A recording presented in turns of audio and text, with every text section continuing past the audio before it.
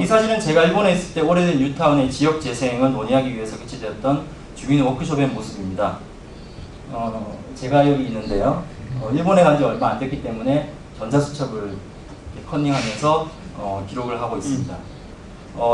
조금 전에 공청회 사진을 기억하시리라 생각합니다만 여기서는 누가 설명하는 사람이고 누가 설명을 듣는 사람인지를 구분할 수가 없습니다. 다 같이 동등한 입장에서 주민이건 행정가건 전문가건 같이 논의를 하는 것이죠. 워크숍에서는 모두가 똑같은 발언권을 가집니다. 그리고 남의 의견을 비판하지 않고 보다 많은 의견을 내는 것을 워크숍의 가장 큰 목적으로 삼는 것이죠.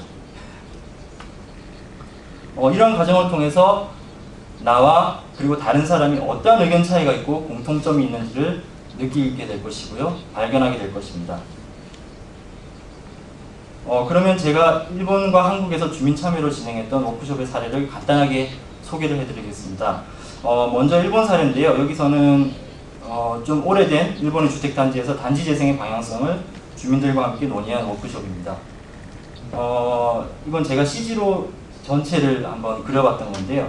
1970년대 초에 일본에서 인구가 급격하게 늘면서 한국의 일산이나 평촌처럼 교외 뉴타운을 만들었습니다. 이게 30년쯤이 지나자 인구가 고령화되게 됐고요. 그리고 인구가 줄고 주거시설과 생활서비스 시설이 노후화되면서 2000년 들어와서는 과연 이 지역이 앞으로 얼마나 버틸 것인가, 뉴타운이 아닌 올드타운이다 라는 용어가 생기기 시작했고요. 주민들 사이에서 위기감과 함께 지역을 어떻게 재생시킬 것인가에 대한 논의가 조금씩 일어나게 되었습니다. 인구가 감소하고 고령자가 늘면서 예전에는 노는 아이들도 북적거렸던 단지의 놀이터에는 하루 종일 노는 아이들을 전혀 찾아볼 수 없을 정도의 비어진 공간이 되어버렸습니다. 아마 우리나라의 평촌이나 일산 같은 경우도 인구가 줄기 시작하면 아마 20년 뒤에는 이런 모습이 될지도 모르겠네요. 건물은 그런대로 살만할 정도입니다. 아직은요. 그리고 5층짜리 건물이기 때문에 엘리베이터가 없습니다. 주민들이 지속적으로 계속 관리를 해왔기 때문에 건물 자체는 우리가 한국에서 보는 30년 정도 된 아파트하고는 전혀 비교가 안 될 정도로 깨끗한 상태입니다.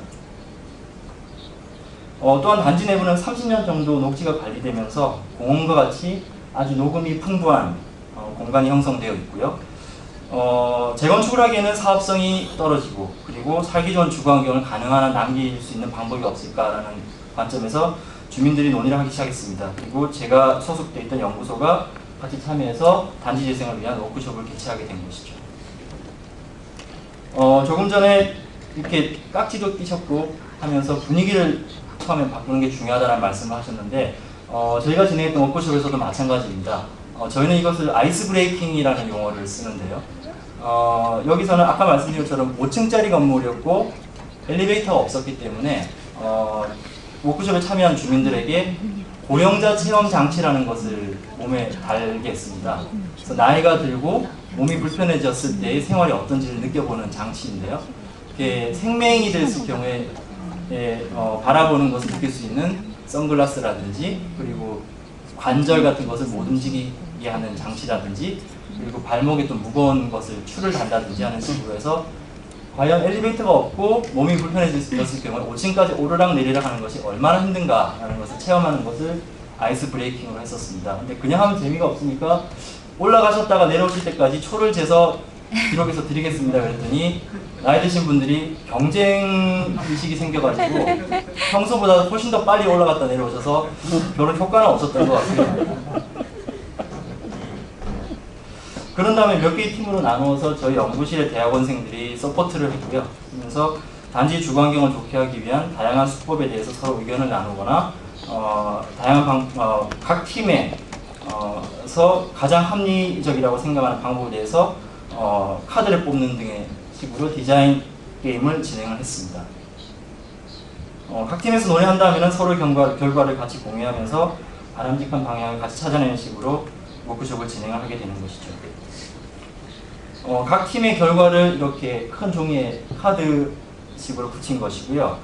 주택을 리모델링 할 때는 어떤 평면이 좋을지, 그러면 엘리베이터를 설치한다 그러면 어디에 설치하면 좋을지, 아니면 단지에는 주차장을 더 만들지, 채소밭을 만들지, 주민들의 공동 작업장을 만들지 등등 여러 가지 아이디어를 내고 그 의견을 기록한 모습입니다.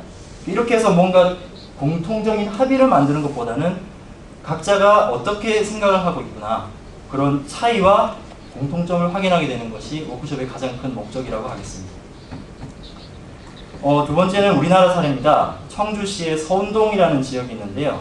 여기서 청주대학 학생들하고 지역 주민들하고 그리고 제가 속했던 연구실 멤버 몇 명과 같이 워크숍을 진행한 사례입니다. 청주에서도 교외의 신규 주택지가 조성이 되면서 인구가 그쪽으로 다 몰리게 됐습니다. 그러면서 도심이 오래된 주택지는 쇠퇴를 하기 시작했고요. 인구도 줄어들면서 재개발의 논의가 시작되었습니다. 하지만 권리관계가 복잡하게 얽혀있고 또한 사업성이 매우 낮기 때문에 선뜻 나서는 개발업자는 없었고요.